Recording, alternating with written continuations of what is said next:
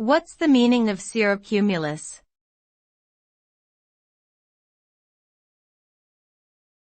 Cirrocumulus.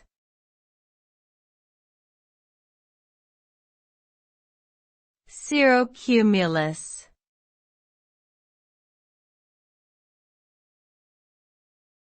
Cirrocumulus.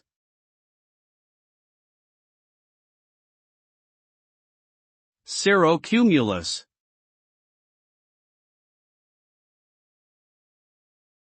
Cirrocumulus is a type of cloud that forms at high altitudes, usually above 18,000 feet.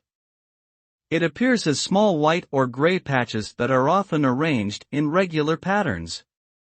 These clouds are composed of ice crystals and can be found in both tropical and temperate regions.